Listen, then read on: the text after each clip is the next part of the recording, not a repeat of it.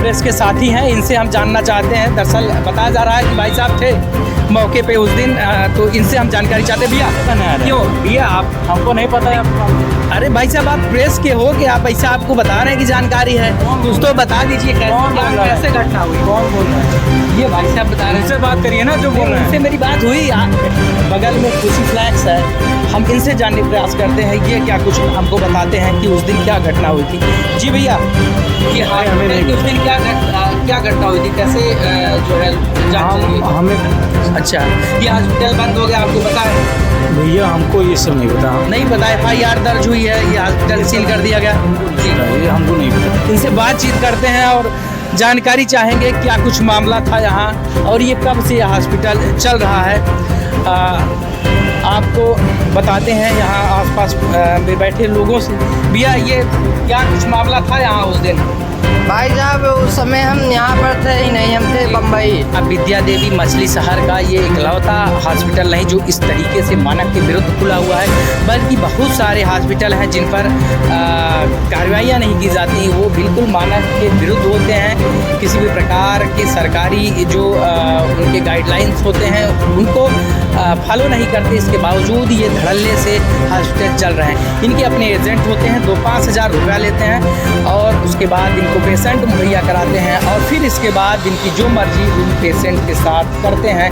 पता नहीं इन चिकित्सकों का रजिस्ट्रेशन है कि नहीं है। मैं मौजूद हूँ मछली शहर में, आप मेरे पीछे देख सकते हैं माँ विद्या हॉस्पिटल है। यह वही हॉस्पिटल है जो 5 दिन पहले 19 मई को बिंदु यादव पत्नी सुनील यादव जो कि सिकरारा की मनिकापुर गांव की निवासी हैं, वो गर्भवती होती हैं। जब प्रसव पीड़ा उनको होती है तो वो हॉस्पिटल आती हैं। हॉस्पिटल आने के बाद चिकित्सकों द्वारा उन्हें एडमिट कर लिया जाता है और उनसे कहा जाता है कि 1 यूनिट खून की ज़रूरत है।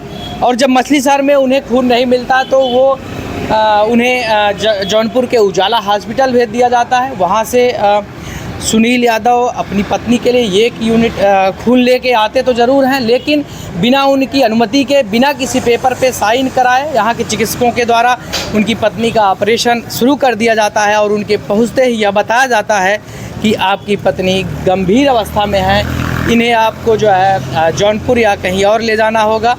और ज़बरदस्ती आनन फानन में एम्बुलेंस बुलवा के ज़बरदस्ती विद्या हॉस्पिटल के मैनेजमेंट के द्वारा, उनके चिकित्सकों के द्वारा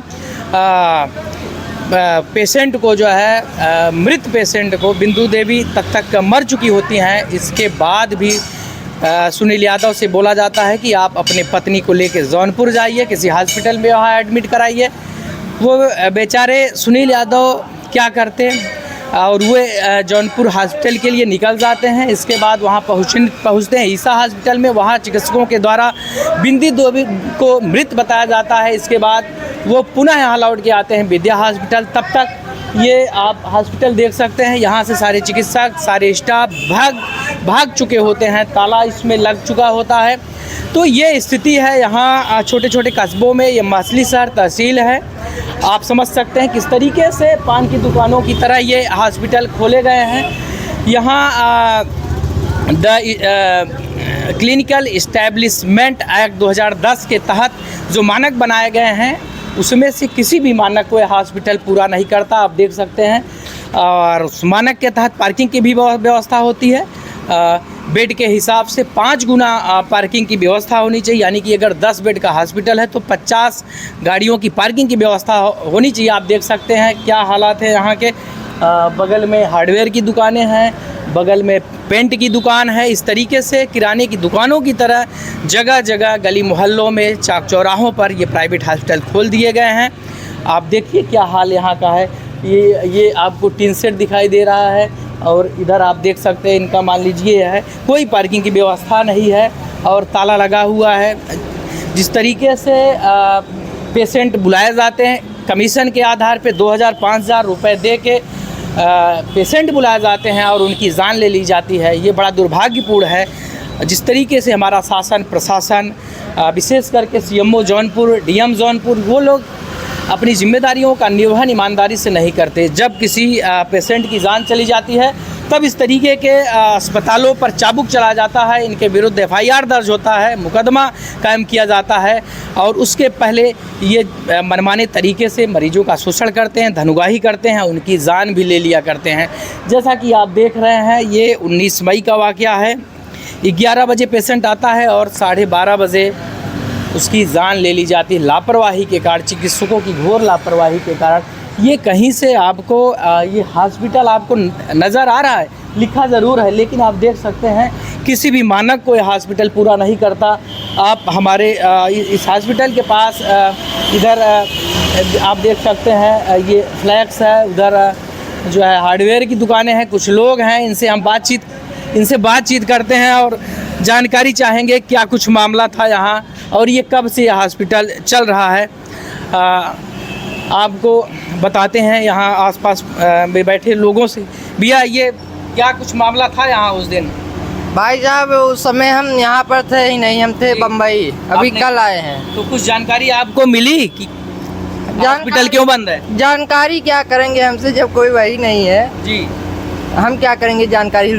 प्रेस के साथी हैं, इनसे हम जानना चाहते हैं। दरअसल बताया जा रहा है कि भाई साहब थे मौके पे उस दिन, तो इनसे हम जानकारी चाहते हैं। भैया क्यों? भैया आप हमको नहीं पता है। अरे भाई साहब, आप प्रेस के हो कि आप ऐसा आपको बता रहे हैं कि जानकारी है, कुछ तो बता दीजिए कैसे घटना हुई। कौन बोल रहा है? ये भाई साहब बता रहे हैं। उनसे बात करिए ना जो बोल रहे उनसे हैं। मेरी बात हुई। आप यार अब यही है, आप प्रेस के साथी हो जो है। ये हाल है कि कोई जो है बोलने के लिए तैयार नहीं है। प्राइवेट हॉस्पिटल संचालकों के विरुद्ध इतना इनका दहशत भी है या कहिए प्रभाव है कि लोग, इतनी बड़ी हादसा हो गई लेकिन कोई बोलने के लिए तैयार है। और हमारे पास जो है देखिए पड़ोस में भाई साहब हैं, इन्होंने बताया कुछ हमको जो है, लेकिन यह है कि जब तक आसपास के लोग सही जानकारी नहीं देते तो उस हिसाब से किसी भी घटना के बारे में अनुमान लगाना थोड़ा कठिन हो जाता है। तो फिलहाल बगल में खुशी फ्लैक्स है, हम इनसे जानने का प्रयास करते हैं, ये क्या कुछ हमको बताते हैं कि उस दिन क्या घटना हुई थी। जी भैया, ये हमें नहीं उस दिन क्या घटना हुई थी, कैसे जो है जांच चली गई? हमें नहीं पता। अच्छा, ये हॉस्पिटल बंद हो गया, आपको पता है? भैया हमको ये सब नहीं पता। नहीं पता। FIR दर्ज हुई है, ये हॉस्पिटल सील कर दिया गया। जी, ये हमको नहीं पता। दरअसल ये जो हॉस्पिटल बनाए गए हैं इस तरीके से, मछली शहर में ही लोगों का कहना है कि सैकड़ों हॉस्पिटल हैं ये पूरे तहसील में और छोटे छोटे कस्बों में इस तरीके से हॉस्पिटल खोले जाते हैं और इनका उद्देश्य केवल और केवल धनुगाही होता है। इनके अपने एजेंट होते हैं, 2-5 हज़ार रुपया लेते हैं और उसके बाद इनको पेशेंट मुहैया कराते हैं और फिर इसके बाद इनकी जो मर्जी उन पेशेंट के साथ करते हैं।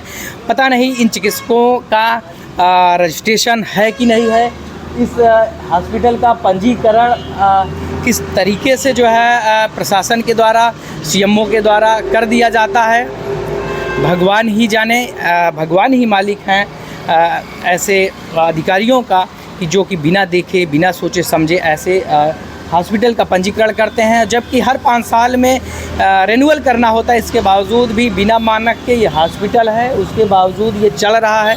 और जब एक पेशेंट की जान चली जाती है उसके बाद जो है इस हॉस्पिटल को बंद किया जाता है, पुलिस के द्वारा कार्रवाई किया जाता है। जब तक इस तरीके की बड़ी घटना नहीं होती तब तक प्रशासन और ये विभाग इन हॉस्पिटल्स पे कोई कार्रवाई नहीं करते हैं। परिणाम स्वरूप जो है ये हॉस्पिटल गरीबों की जान लगातार लेते रहे हैं और यदि यही हालात रहा तो आने वाले समय में फिर जिस तरीके से ये लोगों का शोषण हो रहा है और कि डिलीवरी के मामले में जिस तरीके से उस महिला की जान चली जाती है बेहद दुर्भाग्यपूर्ण है।